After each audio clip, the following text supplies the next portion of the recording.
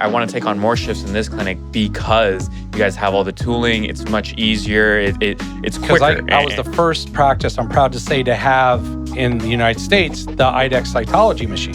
Yeah, that's huge. And we never could use it because we could not get the bandwidth to upload the images fast enough. So gamers are pivoting, but veterinary medicine is not. And that's a scary thing. Yes, they're pivoting faster than veterinary medicine.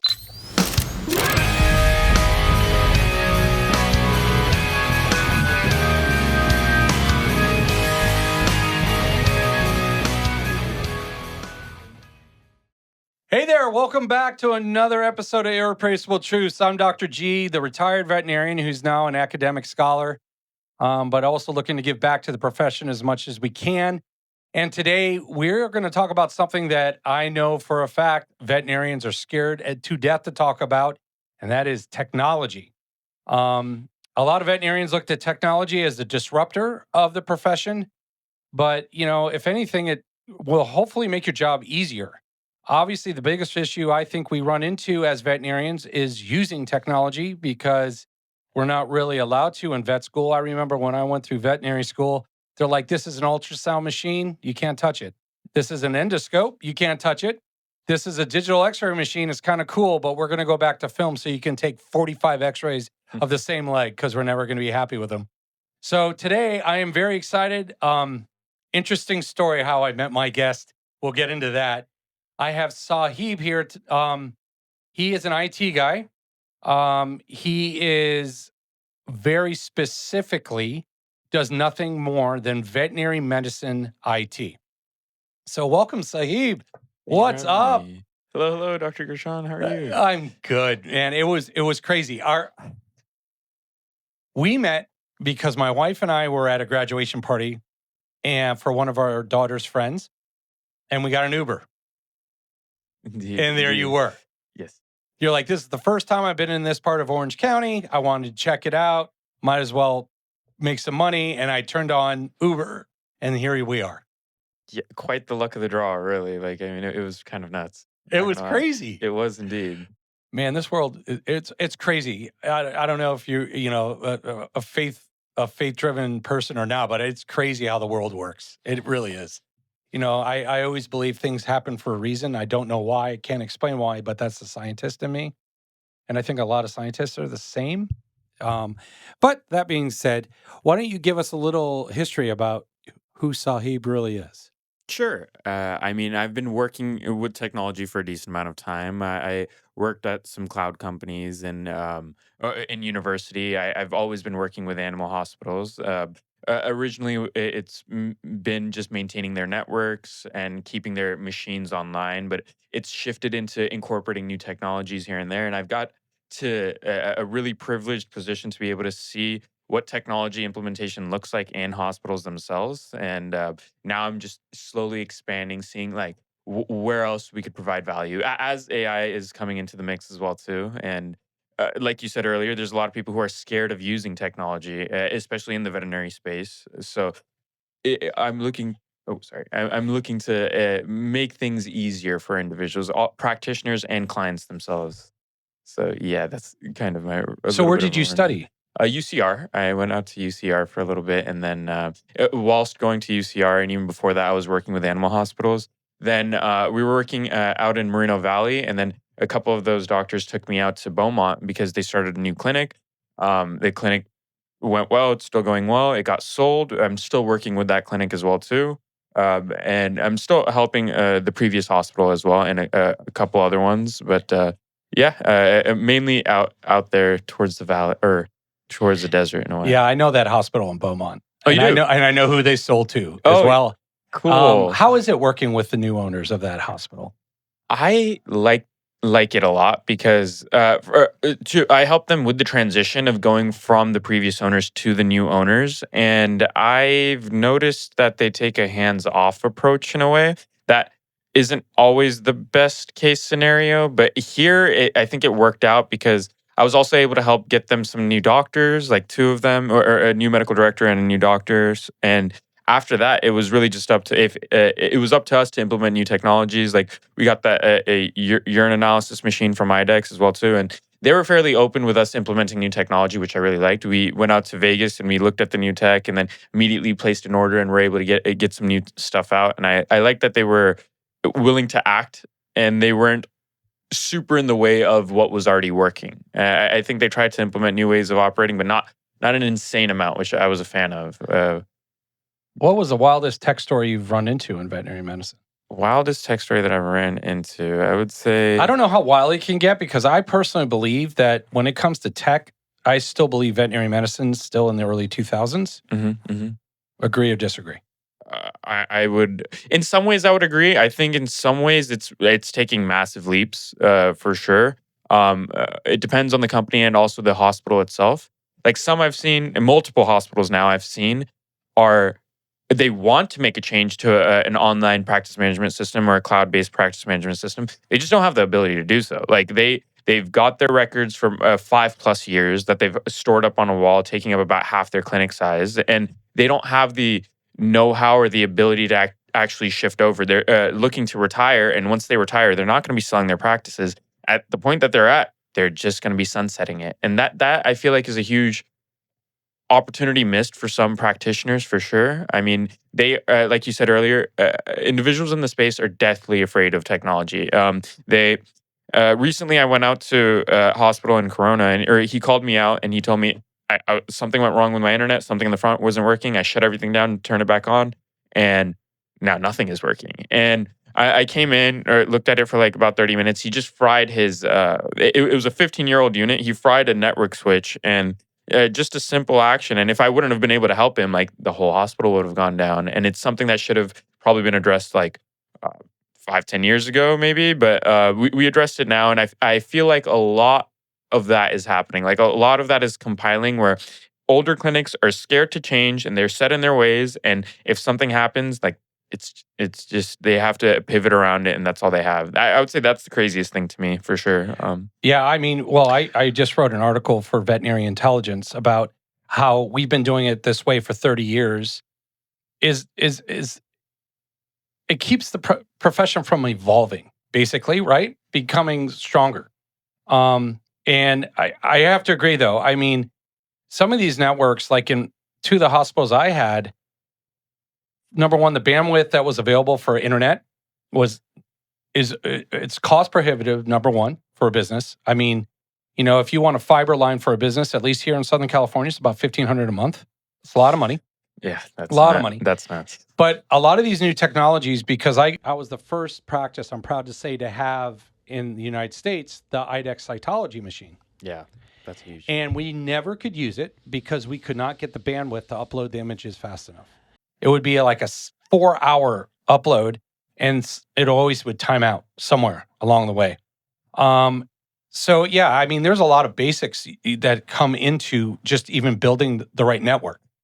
And those switches, they're a nightmare because you don't know which one went down. Mm-hmm. You need someone like you to try to pinpoint which one is bad, because some of these hospitals were built a long time ago, so they don't have the Ethernet around, so there's switches everywhere. So you could have 10 switches and you got to figure out which one went bad, right? Is there a trick to figure out which one went bad? And I know I'm probably talking above the head of a lot of people listening, but I mean, when your network goes down, you're absolutely correct. You're done. Like even phones don't work. Yeah, because they're over the internet nowadays, and yeah, it becomes a huge problem.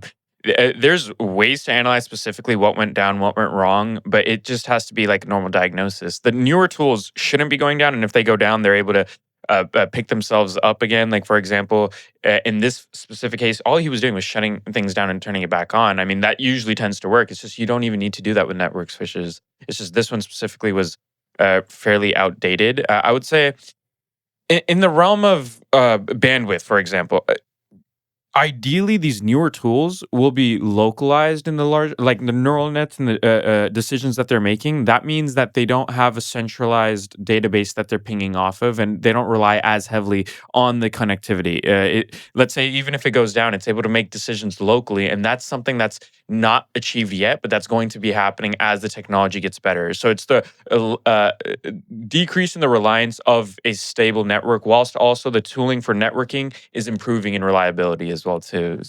So both of those things come hand in hand. So what do you think is the biggest thing holding veterinary medicine back when it comes to technology? Fear?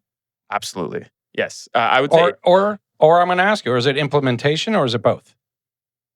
the fear of implementing new tools and disrupting current workflows. I think the biggest mentality is if it's not broken, do not fix it, right? And that's a mentality that seems to that's what got us like this far in the first place. You can be set in your ways from 30 years ago. I've seen honestly 40, 50 years ago, and now they're looking to sunset their hospitals instead of pivoting. And pivoting, they would be open to it. I've actually heard of a lot of people who would be open. They just don't have that opportunity for somebody to come in, scan all their documents, also implement maybe a small thing like a cloud-based practice management system versus being all on paper. Like being all on paper is great, but it limits the amount of clients you can see. It limits the technology that you can use, the tools that you can use as well too.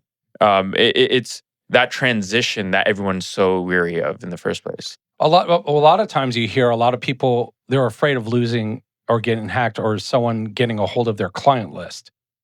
That's reasonable. Yeah. That was the biggest fear I had. I made my first practice go completely paperless in 2007. Wow. Okay. That's very nice. And then, immediately when I bought my second practice, I made it paperless. And I mean, they were fighting it, but then they realized, holy cow, this is great. You can actually read the records. And, when you're paperless, as you write up your records, guess what? It creates the invoice so you don't have missed charges. So when we did that in 2007 during the Great Recession, we picked up our 25% of missed charges and basically we broke even that year. Wow. I see. So you saw a direct one-to-one improvement right there. Oh, absolutely. Absolutely. It was incredible. But again, yes, it was the fear of the computer, right? Yet no one has a problem using their phone or using a tablet. But you talk about a computer, and I think that they're absolutely like, oh no, And a perfect example, and I always talk about her because I think she's amazing. My wife, brilliant. She will use her phone as a computer all the time because when it comes to a computer, she freaks out. Mm. Mm-hmm. And I wonder if that has something to do with it because all these younger professionals, they know tech, right?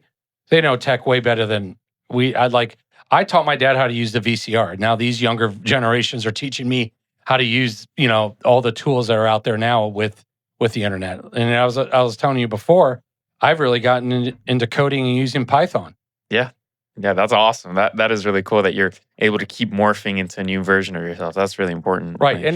But again, it's pivoting, right? It's pivoting. It's like getting information, disseminating information to everybody. And I think that's why someone like you is so huge for the veterinary profession. What are the 3 biggest mistakes you think veterinary clinics make when it comes to tech? I would say one of the biggest mistakes for sure is like we were discussing, being afraid of change. I think that's one of the biggest ones, but that's not entirely on them. I think having an invisible upgraded PMS is what's going to need to happen. And what do you mean by PMS? Just so they understand. Practice management software. I mean in the regard that all these new tools that we're using, I mean, IDEX is coming out with new ones, and they may implement some changes into their older softwares like Cornerstone. But these Don't get me started on Cornerstone, dude. Yeah, Okay. it's rough for sure. I mean, it can be integrated fairly well relative to other softwares, but it's right now using legacy systems, maybe incorporating new tools, but not having them communicate and speak well with each other. Like if you're doing radiology or you have any set of tools that you're using, ultrasound, it should be communicating with your practice management system, and you should be able to get those files in a readable format, and it should be able to communicate very well. Right now, those systems are just not in place. The biggest thing that I see, or the hurdle that I see for practices, is definitely, again, going back to not being able to change with the times. Yeah. And this is not, they're run by individuals who are very set in their ways. Newer practitioners are very open to implementing the new tools immediately. Of course, it's easier. You're just choosing rather than transitioning. The older practices, it's definitely trying to find ways to upgrade appropriately because you have to choose tools that are going to make sense in the long term. You can choose one practice management system because it seems good, seems easy, but if it's not integrated with any of the tools that you have, then that's not the ideal system to have in the first place. And that could be to the detriment of the groups that we're facing right now, for sure. Yeah, how many of your clinics do you go walk into where they hire you or bring you on just to give you so you can give your professional opinion? Or working on computers that are at least 5, 10 years old? 10 plus, 20 plus. I mean, a lot of them, definitely. I think that's like a very easy step for me to just go in and say, hey, look, I can upgrade this, no question. Like that's effectively like my way in the, that's what they like. That's the low hanging fruit. That's very easily upgradable. They can see themselves that the computers are very slow and it's causing slowdowns. Like if they're already on computers, but they use computers from 15, 20 years ago, I mean, at the very least, they should be running on a updated software, and then a step beyond that is upgrading the hardware itself. That comes like fairly easily, right? Like that's a very one-to-one upgrade, but that has to. They already have to have certain things in place, like for example, a good practice management system and a fairly decent network as well too. That can be worked around though. You can implement new tools like a new practice management system with older computers if you're updating them appropriately, if you're maintaining them appropriately. I've noticed many of them are not though. Like many of them that are not corporation owned or they don't have any system in place. They're not updating their computers. That's not as secure. They're not going to be as fast. And they don't know that once a month, Windows is releasing updates. And these are security updates that are actually really, really important. If you're running a facility, you need to make sure that your devices are updated appropriately. And Or buy a shit ton of Bitcoin? or by yeah, sure, absolutely, to hedge your bets in a way. Absolutely. I mean, I wouldn't give any financial advice right now or anything, but yeah. No, but I mean, that's because when people break in, they usually want to be paid in Bitcoin, right? Oh yeah, absolutely. So if they're, for example, exactly, I see what you're saying. If you were to lose all your client data, that would be brutal. You have to have backups. You have to have an appropriate system that's backing it up on the cloud. I like on the cloud softwares. I totally understand if you're just doing server based as well too. Those work. If you're doing server based, you have to be secure. So let's stop there really quick. So if you have servers, you must back off site somewhere, Yes. right? Yeah. So why don't people just go to the cloud and just skip the server? There are concerns with the cloud as well too. Like I've seen, and this, I mean, I don't argue necessarily because it's just the decision on them. I recently saw a couple of practices that got bought, and they were transitioning into server based over cloud. Like they had the opportunity to change it over to a cloud based, but they chose not to for their own reasons. Whatever they had heard, they heard, oh, it could still be insecure. There are some legitimate stipulations of actually going cloud based as well too, but overall both, like for example, let's say if your network goes down, you're in a situation where you're not paying for that extremely expensive fiber connection and you have some instability. Still think cloud-based is a reasonable solution, but in some cases a server-based system may make a little bit more sense because you still have access to your records. Nowadays internet is not going down in a long period of time, and I've seen facilities even that are running cloud-based software, and they get away with DSL? yeah, they get away with running hotspots on their phone and then running the whole like hospital on a hotspot, and they make this work. I'm talking their phones, so it's running off of a hotspot on their phone. They're able to run their phone on there as well too, and their computer.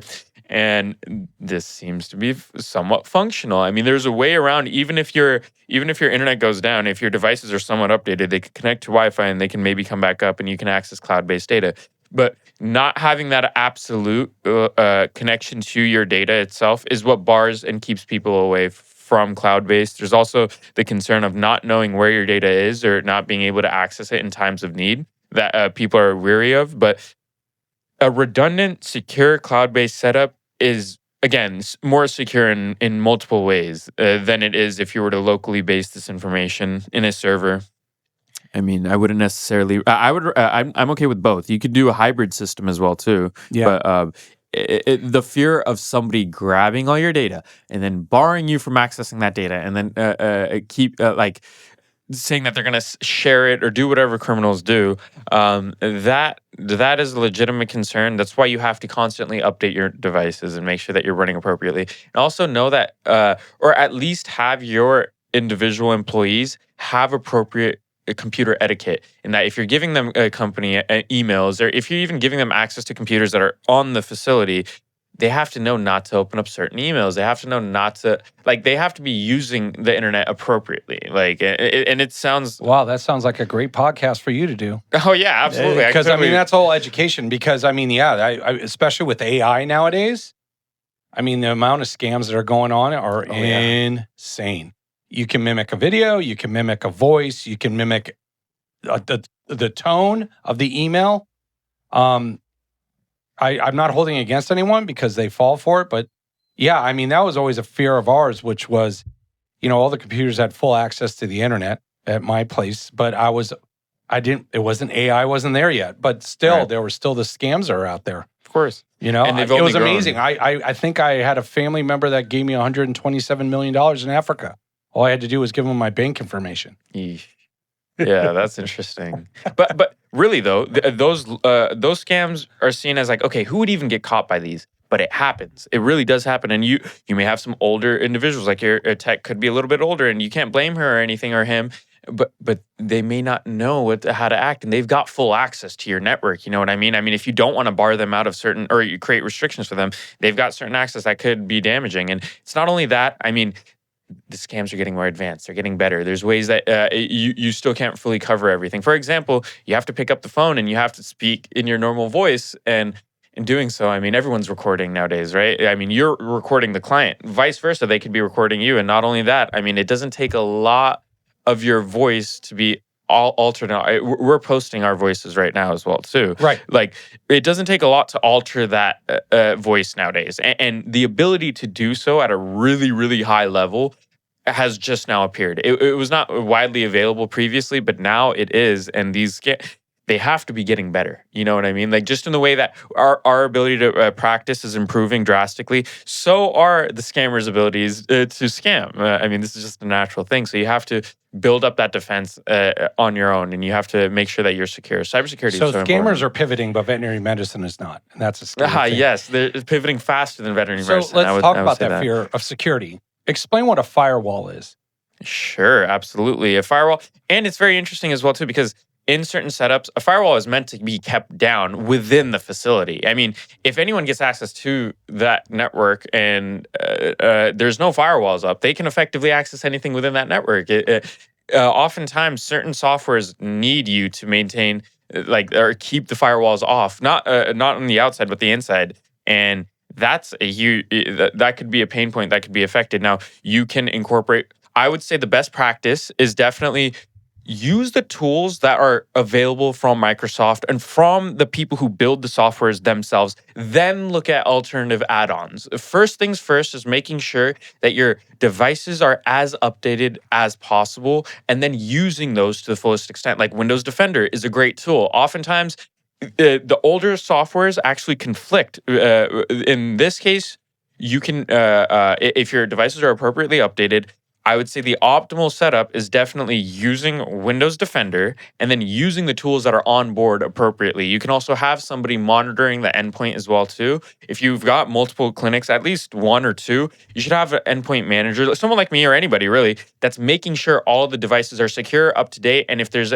any concerns, they can address them immediately. But that's a fairly straightforward way to make sure that your firewall is covered, I guess, in a way. So do these newer devices have automatic updates that you can click on? Well, you can turn that on, but that could be problematic in that oftentimes you don't want to have automatic updates enabled. You want to have somebody coming in and ensuring that those updates are stable and that they are the updates that you want to go for. It's a rare case, but every now and then you don't want every update to be automatically downloading immediately. Somebody should be vetting out, making sure that the update is appropriate and it's going to be a good fit, and then you can download them.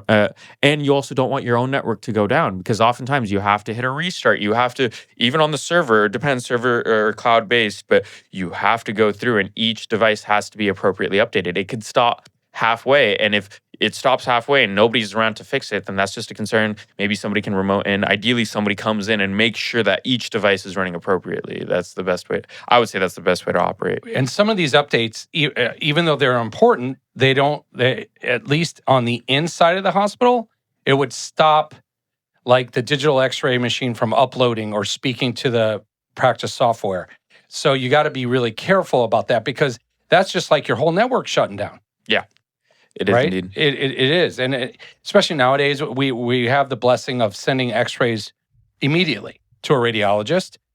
We got to the point where something in our system did an update, Hmm. a firewall update. We could not upload images anywhere. And it took forever to figure out which program. I think it was like, I say forever, it was like 2 days. But But it's that's a still, long time it to is, it practice. is, it is when you requiring that. So it was like we had to go to the old school. Okay, here's the thumb drive. You could take it with you to the referral practice. To me, I was always so trying to be so far ahead when it came to implementation of new technologies that I would get pissed that I'm like, oh, I'm going back to to the early 2000s again. At least I didn't give them a CD-ROM because none of our computers had a CD burner. But yes, for all you new generation people, that's where you would have something on your computer that would make CDs. And we went from mixtapes in high school for our girlfriends to mix CDs in college, and then so now I guess what you would just make a Spotify playlist for your girlfriend. That's what I'm thinking, Sure. I right? mean, yeah. I mean, I'd feel like it'd be more romantic if you actually gave them a hard piece of coffee. That's awesome. Like, she just want to be able to play it, or Yeah. you know what I mean? But still, really good. Hey, gesture. don't be an asshole. Hey, But options. No, but I mean, it's important that I mean, veterinarians hear about that. When I went through my MBA, I had to take a cybersecurity course, and it's amazing when it comes to that. The biggest thing is they put in the security, they never update it, or they put in the security and just shut it down because it interferes instead of fixing the problem. Yeah. So a lot of times veterinarians might be their own worst enemy because we hate pivoting. Would you agree with that one? Absolutely. I think if we're looking at it, we're really looking at it's just the will of the individual or the practitioner themselves to actually implement change. And not doing so in a timely manner has led to certain individuals not being able to sell their clinic for a couple $1 million and instead having to just sunset their operations. And I feel like that's just unheard of. Like there should be an appropriate exit that's beneficial for both or all three parties, which is the person selling, the person buying, and the clients and the list of individuals who rely on that individual as well. Like, right. Well, and obviously I try to gear this towards the early career veterinarians, this podcast, but this goes out to veterinary medicine in general. Have you ever, what is your biggest, what would you think is your biggest obstacle when it comes to implementing technology? Is it the older generation or the newer generation?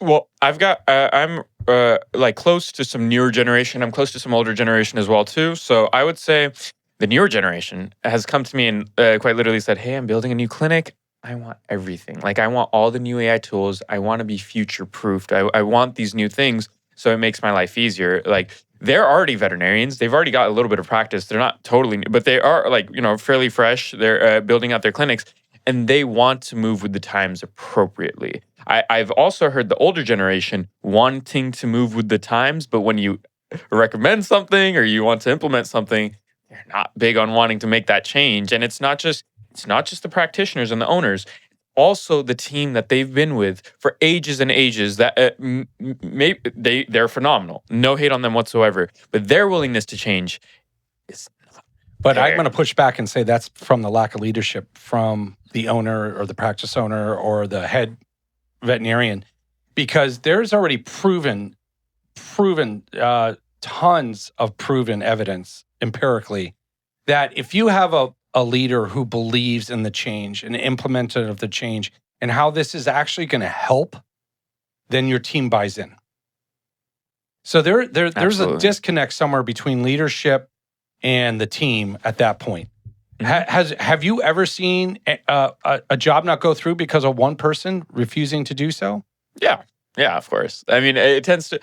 Yeah, and of course that's going to be the decision maker, right? I mean, I can get everybody else on board that really wants this change to happen. They could call me over and they can make that happen. But if a certain individual just doesn't want to make it go through, then I mean, I'm not gonna, you know what I mean? I'm not gonna argue. It's just how they want to practice their facility, and that's fine. That's absolutely the way. But it is that unwillingness to commit a change because there is some uncertainty involved as well too, versus what they've been already doing. If it's not broken, you know what I mean? They just want to continue to operate, and that's fairly detrimental in a way as well too. But they're still surviving. They're still able to operate. It's just in the long term, it's not as beneficial. So is it more fear of tech or fear of the price tag? I think it's both. And this should change as well too. I'm not going to lie. Going back to the practice management system should be invisible. Like it should be so easy to implement these new changes that it shouldn't cost a lot. Like it shouldn't take me days to make changes. Like for example, if like I go into a clinic that's trying to retire and I'm bringing them back to life, it's going to take me quite a long time to digitize all the records. I also have to implement slowly new things like a scribe software, maybe, or even if they're not running any practice management system, they have to implement that. That takes time. It takes effort. It takes a lot. But if the new softwares are improving so drastically, it shouldn't feel like it's difficult. It should feel like it's easier than what they're doing. And that's a difficult point to reach. We haven't, I would say, reached that yet. These newer softwares are very, very good. And that isn't easy right now. And not being easy costs money. Like it costs a lot to make that change. And you have to justify that change is not that easy. I think more people would be if they already know that, okay, I'm going to be or I'm going to be retiring the place anyways. I'm closing it down. If I'm going to be closing it down, might as well try something new. But if they're at that point, they're not looking to throw more money into the facility. Well, you know exactly. what I mean? Well, Like, if they're also looking just to close it down and not keep it going, then that's probably not the client you're looking for. yeah, it's not necessary. I mean, I still want to help, like, because I feel like those individuals, like, it doesn't make any sense. And it's not just one case where I've seen this. You know what I mean? I've seen multiple people who have their own clinics. They're older. They have this opportunity to switch over. They just don't. You know what I mean? Or they just don't know how. They've even expressed to me that they'd want this to happen, and they're open to having me come over and do it. It's just it's a lot to pivot all into all at once. So a segmented approach is really the way to go, and something that's really well integrated. I want to stress as well too is really important. So you're recommending to slowly peel off the Band-Aid, just don't rip the Band-Aid off? Absolutely, absolutely. And even in the implementation of AI as we go forward, I think it's going to be augmentation, semi-automation, and then full automation. And throughout this, it's a multi-decade process. And even then, oversight is essential. That whole conversation, it's going to require veterinary oversight. We're not getting rid of anyone, but we're morphing their responsibilities in a way that's beneficial to newer doctors, really beneficial to older doctors as well too. It makes it so people can see more clients and they're more effective and more effective in all regards. Like their diagnoses are more effective, even if they're human at the end of the day. You know what I mean? Mistakes can be made, but if you're implementing tools that are making it more difficult to make mistakes in an easier way, then that's just improving operations in a large scale. Right. And I think that's what scares the new vets. Because you said one key sentence there that I'm going to hit on, which is they're going to be able to see more patients. Oh, Right. And I think the thing they have to understand is that is not really the basics. You will be able to see more patients, but it will be smoother. You won't have a bigger workload because you're seeing more patients. And right now, even if your patient base stayed the same, to all veterinarians out there, this creates a nice, easy way, smoother way to take care of things. Like it will send out emails for you. It will give you reminders. You don't have to keep batting your brain and oh, I got to call this person. I got to write this text. I got to write this. No. It makes it smoother. Ultimately, yes, I think corporate implements it because they want to milk a turnip as best as they can, and they want a veterinary hospital to go from seeing 20 patients a day, one veterinarian up to 60, which is stupid, right? It's stupid because then you get into, okay, are you treating each client with the dignity that they deserve, right? And that's a whole different podcast. That's a whole different argument, and we can have that next time. But I think right now, the biggest thing to understand about technology is it will make your job easier. It will give you lists of diagnoses that you probably know, but you just didn't think of. It also will pull those out of left field type diagnoses, which for me, it was leishmania. If I ever diagnosed leishmania, I was going to retire because they spent a whole week teaching us that in vet school. Yet it's caused by this tsetse fly that I think because of global warming has made it up to Mexico. We have yet, maybe in Texas, but I don't know how many Leishmania. But if I ever diagnosed it, I told everyone I'm done. That day, I'm done. I never got to see Leishmania. But anyways, I move on from that. But I see what you're saying. It's that one-off Yeah. case that maybe, like you're human, you're phenomenal, you are a professional, you know what I mean? But there is an abundance of knowledge that can be tapped into. And if we're able to tap into it in a smooth, elegant way, that's only increasing your ability to diagnose Smooth it. and elegant. I love that. The Right. smooth, elegant way. Because everyone sees this as the bumpiest road, turbulent ride, and the roughest landing they've ever had. That's how they look at technology, right? Absolutely. And it isn't that way because, yeah, maybe it might be bumpy, but they're so easy to learn that you can do it. I mean, look, the amount of technology stuff that I've learned in the last 5 years is insane, right?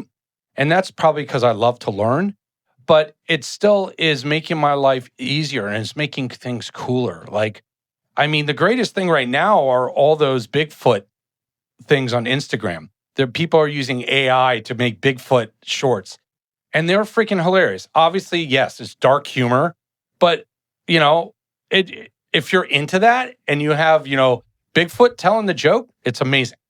It's amazing. Yeah. It's not how I feel, but it makes you laugh because it makes you think. So, have you heard of any young vets leaving their job because the technology at the practice stunk? I've definitely heard reports of this one, like they work at multiple clinics. They'll work at my clinic and another clinic, and I've heard reports of I really like the way that I want to take on more shifts in this clinic because you guys have all the tooling. It's much easier. It's quicker, and we have the UI, UX, whatever analyzers, SetiView, whatever analyzers that they'd want to use, versus having to have somebody sit there and actually use a microscope and make these decisions on their own. It just makes things easier, and younger doctors more than anything would be more willing to go towards the practices that are well built or not entirely fully integrated yet, but are more integrated with the tools that they have available to them. They're more like I don't like from my experience, and it's not the vastest amount of experience. It's just a couple of hospitals here and there in Southern California and a little north, I guess. Younger veterinarians are open here and there, open to maybe some like a second voice that's not human per se. I mean, not entirely. Like I've definitely seen that they want to preserve their job. They worked so hard to get to the point that they're at, and they don't want to be replaced whatsoever. But some are willing to actually looking to find facilities that have the proper tooling, or they'd prefer to work there. You know what I mean? Versus there might be other reasons as to why they have to keep going to other clinics. Like maybe that's the one that gave them the start or something like that. So they have loyalty reasons why they'd want to go elsewhere, but they'd have functionality and operational reasons as to why they'd want to go to a newer or well-built clinic. Do you know what I mean? Yeah, and that's the thing. That's the fun for them, right? Every generation has a different fun. These younger veterinarians coming out, they're so lucky because they have these cool ass tools that are available. It's so cool. Like I remember one cool tool I got probably around 20 after a meeting. I bought it at the meeting. It was a video otoscope that I could connect via USB right into my computer so the client could look down that ear and see that ear infection just like I am. Huge. Yeah, that's really cool. Right? And I'd be like, "Oh, do you see that? That's a foxtail. Oh, do you see that? That's pus. Oh, do you see how red that is? How narrow that is? Oh, do you see that the eardrum is ruptured?" They could see that and then they'd be like, "Oh." And it really does help the client, the whole client communication bit too. Absolutely. It totally does. And that's the whole core of it, right? The technology is only good if it's improving that relationship, the client practitioner relationship. And it should be good on all fronts. It should make the job easier for the doctor, but it should make sure that all the bases are covered. And it's only at the state that it's currently at, and it will be for the next half a decade to a decade, is empowering the individual themselves to make the best possible diagnoses. Like it's a little bit what people are afraid of that. Oh, what's my job if this is just making the diagnosis on its own? But that's not the point that we're at right now, and I don't think we will be for a very long time. And as we're getting into that position where technology is able to make better diagnoses, we will still require that individual to make sure that this is an appropriate practice. This is the way to operate here, and in that way, I guess I did say previously that the practitioner would be able to see more patients. But that is a far gone approach. I think more than anything, that practitioner would have more time to spend on the case More itself. efficiency. Absolutely. And they would be able to, rather than working on those mundane tasks, rather than spending 20 minutes on a microscope, they're able to get results quickly, rather than sending a radiology DICOM file out. Waiting and then getting it back, you can get one in 3 minutes. And not only that, I mean, with the current technology that we have, I mean, the results that you can get within 3 minutes are the level of a board certified individual radiologist. And that wasn't always available. That's starting to become available now. And it's improving as well, too. I mean, So basically, you're saying AI can help with labs, x-rays, records, all that. absolutely. Absolutely. Eventually, right, we do want a well integrated system, including inventory. We want to be able to manage inventory through automation as well, too. Inventory. Oh, Yeah. that's a nightmare.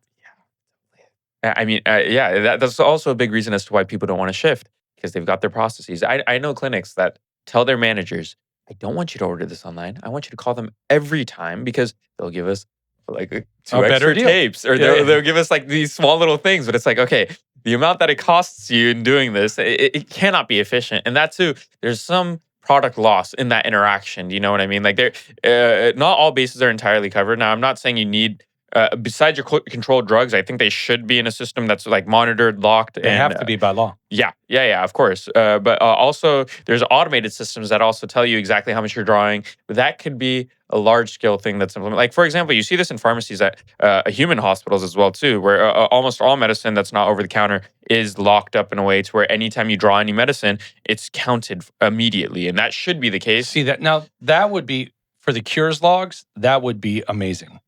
That would keep, if they had, you're telling me right now that if I needed Valium, this machine would pull it up for me? Yes. Well, right now, it's a system of you enter what your requirements are, the dosage requirements, and then it opens up a slot that contains that whatever you're looking for, Valium in this case. You would take it out, draw it yourself still. That could change as well, too, to where you wouldn't even have to draw it yourself. But right now, you'd have to draw it yourself, put it back. It would count automatically that you've done this, and it'll take into account how much should be available and what the current state is as well, too. That right there, that's for all us older veterinarians, that is huge. Especially if you have multiple clinics. Because like you yourself. have your DEA license on the line, you have your state license on the line, your clinic, your office license, state licenses on the line. I mean, about your RVT's licenses are on the line. Absolutely, yeah. I mean, it's huge. And shout out to Cubics. I mean, have you heard of Cubics Yes. as well too? So Cubics tried to put one in my office, but that was like when they first came out. What was that? 2014. Oh wow, 2013. Okay. And like a decade. And then I let one other hospital get it first, and they said it was a nightmare. Oh, I'm pretty sure though. You and I both know 2-3 years is all it takes to almost refine perfect operations, Yeah. improve. Yeah. But being an early adopter, right? You're going to be facing these growing pains, and it's just tough because sometimes you'll face these growing pains, and you see this in older clinics too, where they tried to implement, it was really rough, and then they just went back. They went back to their old way of operating, and they just don't want to change after that. And I would say, But you want to be an early implementer, right? You want to be ahead of the curve, because if you finally get on at the end of the curve, again, you're still 5 years behind, right? And all the other clinics are still 5 years ahead of you with the newer stuff. And then you got to change again. So, all veterinarians should think about, okay, how do I stay ahead of this curve? How do I get on now so I can keep going? I was very lucky that a lot of my reps knew a lot of the technology. So I was able to question or at least have meetings with these people to see what was coming out. Mm-hmm. What is the coolest thing you know of right now that a lot of veterinarians don't? I mean, I'm sure they already know this. I think I'm big on robotics. I don't think that's going to happen right now, but the thought of having smaller incisions, having quicker operational time, quicker recovery time, having surgeries, mundane surgeries initially that can be completed through robotics and reliably, consistently in GPs, so the cost is not high. I would say that is the biggest thing that's coming soon. That if we can start implementing that, huge. There may be some upfront, and during we were talking about what's rough and what's not. Transition periods are rough, and you want to mitigate that. If you have reliable, good people working on the task, they can make it as easy as possible. But in use, once something has already transitioned, it should be easy. It should be just plug it in, plug and go, and it should work well. That is good technology. If it's working appropriately, you don't even notice that it's there. Like a good practice management system that's invisible is the best possible practice management system, or any improvement that they But do. none of them seem to be invisible because they all have their quirks. Absolutely, absolutely. We're getting to a point where they're all trying to refine and get to a point that's most optimal right now. I would say having operation, the coolest thing definitely that's So, coming up. getting back to that curve talk, I think all practice operation software is so far behind that curve. Yeah, yeah. I really do, because they're always trying to catch up. I think that's the one thing that human medicine has on us Oh, interesting. is their technology seems like their programs and all that stuff seems to be light years ahead of ours, because they have the money to buy the newest and greatest. Sure. I would say because of that reason. So, in the veterinary medicine space, you can try different, even on the research side of things, you can try certain things. Like you can try newer ideas, operations, and different. I know my friend was working on a cancer research company, and they were sending out pallets to veterinary hospitals to study cancer, but they wanted to eventually pivot into human. The only thing is, the cost of doing anything on humans is much higher. But the money is there to make that happen. So if you're able to, I would argue that the human medicine space, it's actually on older systems, and they're going to change even slower, but they're better built. Do you know what I mean? Like they've thrown more money at the topic. They have whole IT teams that are guaranteeing that their operations are operational. Like But they do have a team that's there in the hospital. that's the thing. Like these newer I could technologies are need available on you. the vet I could space. need you, but you could be in a different state setting up a whole thing. I mean, I'm trying to make that myself available, but that's that very is a true. huge glitch. When it comes to veterinary IT, they don't have people on staff that are IT compliant. That's a big deal. That is a big deal that occurs. Like right now, I fulfill multiple clinics. You know what I mean? Like I help them, and they're all over the place. I mean, I centralize them, but ideally, you have an individual dedicated to your operations. If you have a larger facility, you need one, right? You absolutely need one. We're looking into making an emergency.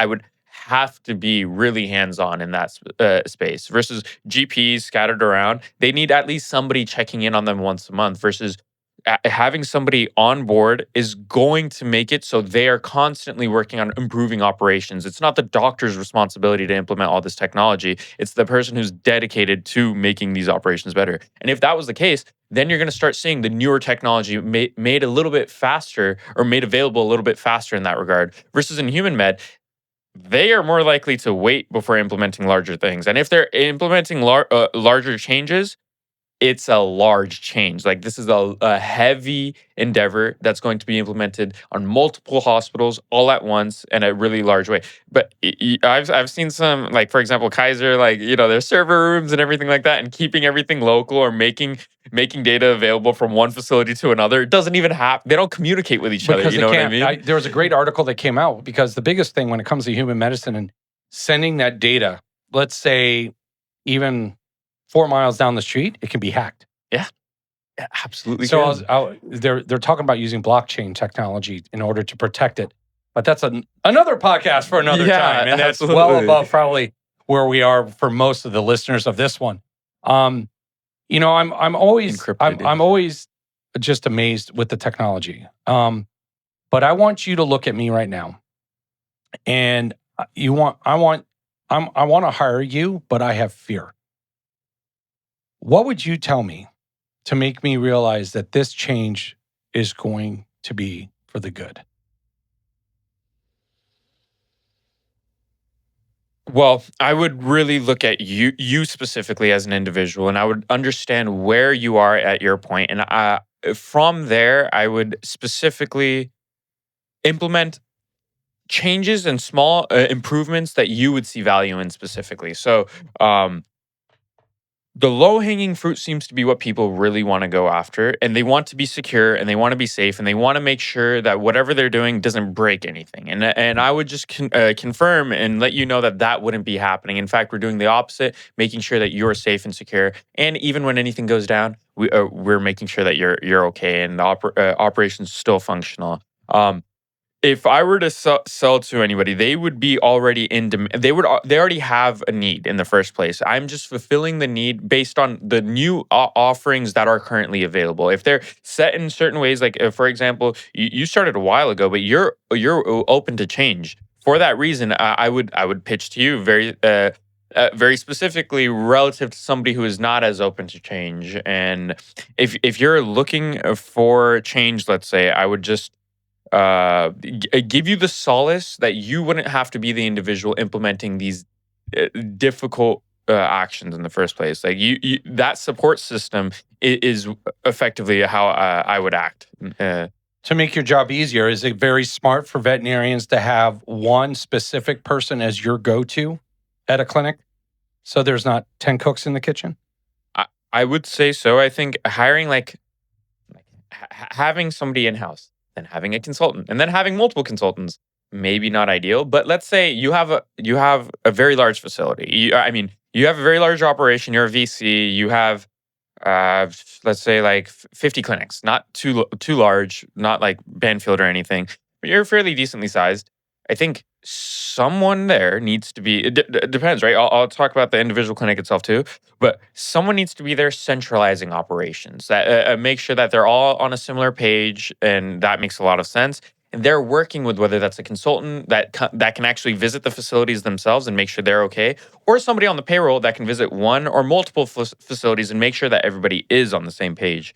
That seems very operational. But if you're just a one-off clinic, then I don't see much value in having, again, too many cooks in the kitchen unless they're aligned. Unless they are aligned in a way that makes sense and they're all working towards the same goal. And alignment it goes hand in hand in leadership. They have to be willing. The leader themselves has to be willing and on a very focused path of trying to get something accomplished. If you have a really good consultant who's trying to set a new way and you're trying to align with them, the next person you add on could either be additive, but that's fairly rare. They have to be very aligned. The alignment is what really matters. And you can have multiple people on board as long as they're focused on a similar vision. That's what's essential. I wouldn't recommend having, in just a single clinic, having multiple consultants involved. There's not necessarily any reason. In a singular facility, if you're bringing them on board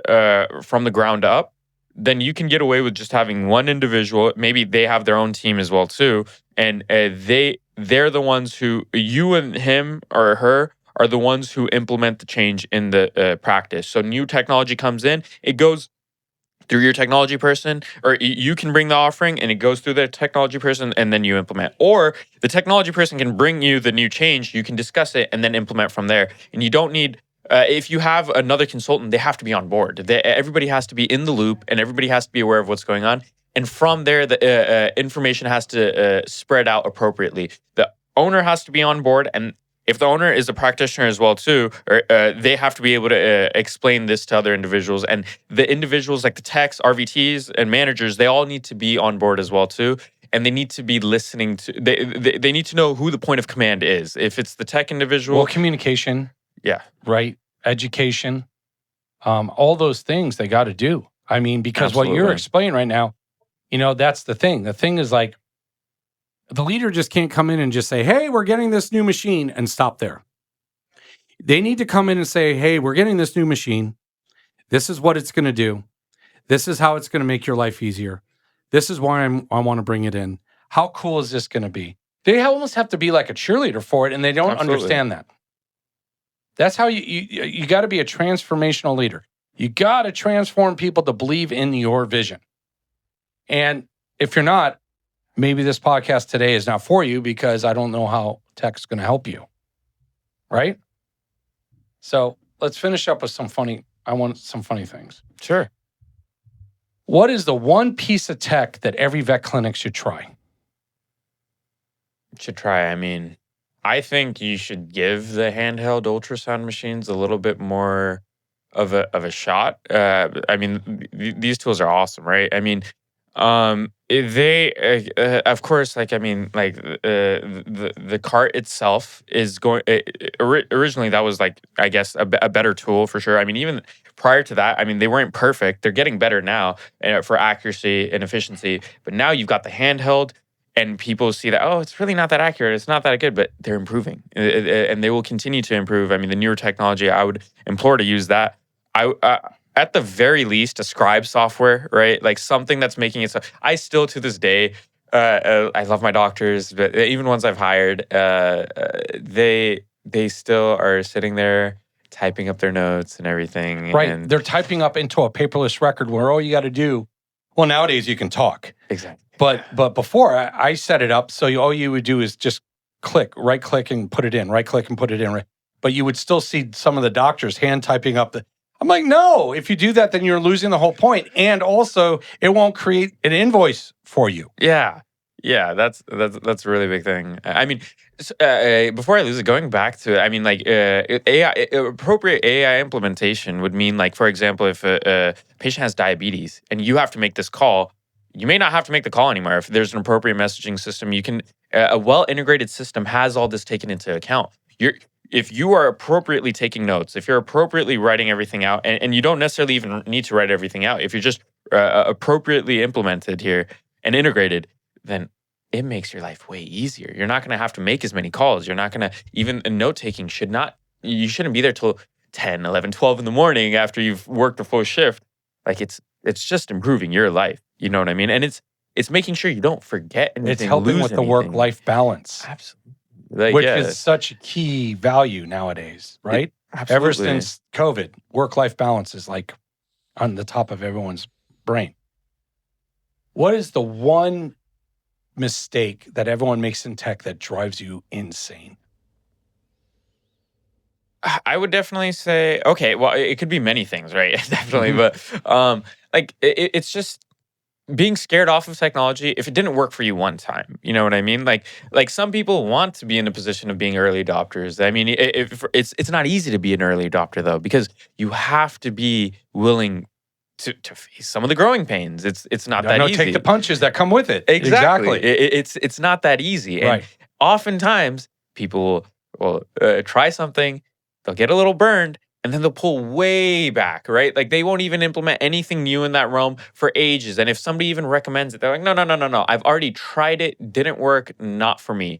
And that's wild to say in technology because yes, I absolutely agree that maybe like 3 years ago, like you said earlier, 3 years ago, that technology could have sucked. But if you aren't giving it another shot, how would you even know that it's improved? They bar themselves away from certain things without giving it another iterative, like another chance, basically, is what I'm trying to say. And that blows my mind because that keeps them from certain opportunities. Like for technology is constantly improving. And if the technology companies that have been around for 5, 10 years, they had to have improved their operations. Otherwise, they wouldn't necessarily be around. I mean, that's not always the case, of course, but I would definitely say their unwillingness to retry certain things. That's why it's amazing to see, for example, you are an early adopter, but that's not always required. Like you don't need to be late on the bell curve, but being somebody who's a little bit down the curve, we're like, okay, it's starting to get adopted, and now you're adopting it as well too. That's fine. You know what I mean? That if you know that if it doesn't work for you and you're going to run away from it, then just wait a little bit. Just don't wait till the other 5 clinics that are around you have adopted it, and then all of a sudden be like, "Oh, I should adopt it. I should have done it." Yeah, and it's like, okay, yeah, shoulda, woulda, coulda type of thing. You're already. I'm too competitive for that. I am that. way Yeah, too that is competitive good. for that. Yeah, that is really good. But it did make our lives easier. What is one of the biggest myths about technology in veterinary medicine that you wish people wouldn't listen to? Okay, yeah. I mean, so I can do like previous technology as well too. But I mean, going forward, let's say I would say it's the fear that people are being replaced. I mean, this is not just this is definitely older practitioners, but it's also the younger ones as well too that feel as though they put so much effort into becoming professionals and learning so much and filling their brains with so much knowledge. and this neural net has all these cases available to me. And what good does that make me? Of course, I can't have 350 million cases stored up in my head versus this thing does. What is my job now? And I insist that you cannot be, or I mean, you shouldn't be weary of this. This is this is like engineers refusing to use calculators. Like, why would you? You know what I mean? Like, in today's day and age, that's an absurd notion. But back in the day, I mean, writing things out was sought after, and even some high-end engineers, they had prestige, and you would look at them as they knew exactly what they were doing, and they would say, "No, I'm going to write everything out." And I'm going to take my time, and sure, that's fine with them. But those practices die off. Do you know what I mean? And if you're not changing with the times, you're going to be left in the dust, really. Like, I mean, there's a parabola-shaped curve that we're approaching, and you really need to get with the times, type of thing. Yeah, that's a missed opportunity. Well, the one thing also that AI doesn't have, it doesn't have emotions yet. Yeah. Once they come out with the quantum computer, supposedly it's going to take care of that. But maybe sooner. Veterinary medicine is a very emotional profession, and there's a lot that goes into it. There is no way a veterinarian is going to be replaced within the next 15 years, 20 years. And also, clients don't want to talk to a robot. And nowadays, if they feel like they're talking to a robot, they said, "Oh, they just treated me like a number."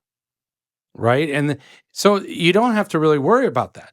But really learn that this is going to change the game when it comes to the amount of stress you're going through. It's going to make your job easier. Now, there are both sides to that, and I see the arguments on the other side as well, and I agree with some of the arguments on the other side.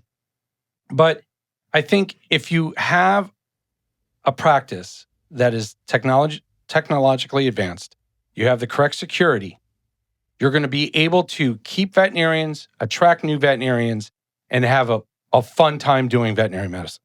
I mean, because these tools are so cool. I'm geeking out, when I think of when I see some of the things they have.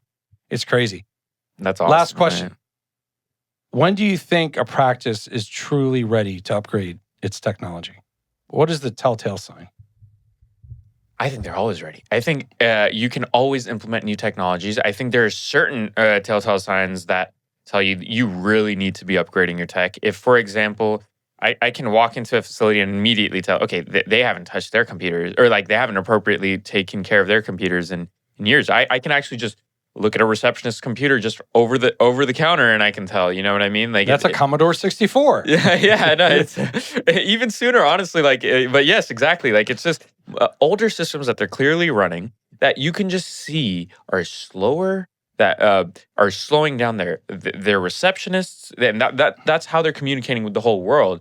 And if it's this slow in the front, imagine how slow it's in the back. And this adds up over time. Like you could have implemented technology, but not maintaining that technology appropriately can lead to even more slowdowns. Sure, you're faster than paper records, but how much faster are you if you're operationally? People just overlook this. They're like, okay, it's slow, but it's fine. This is just how things are, and we're not going to change anything. We're just going to keep it as is. And that's, I don't know. You've got to stay and maintain. I think maintenance.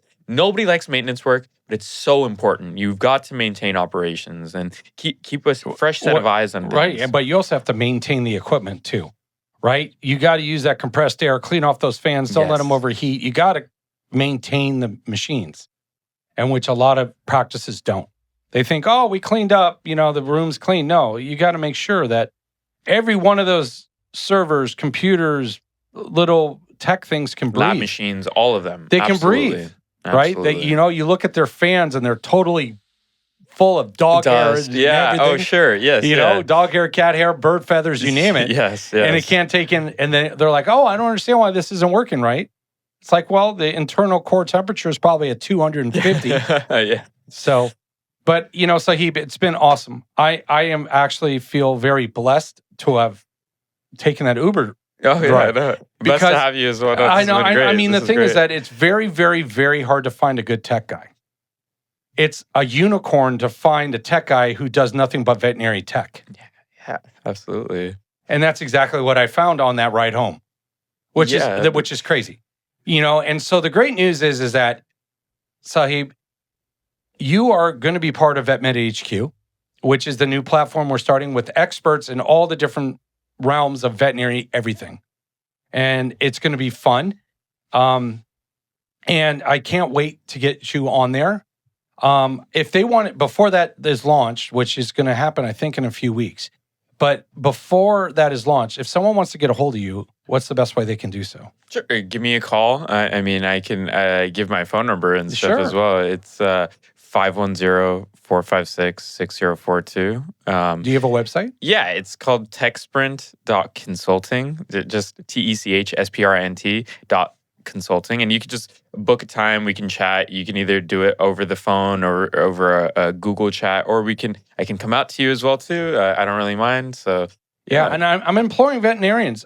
You don't understand. This guest is a specialist in veterinary technology, from setting up a network to all the latest and greatest equipment. And that's what he's going to be talking about on VetMed HQ, which will be awesome. Keeping us all abreast of what's going on and what actually is good and what actually sucks. absolutely. And hopefully talking to CEOs and people of these new tech companies. Be really Just cool. seeing what's going on. I mean, that's the plan.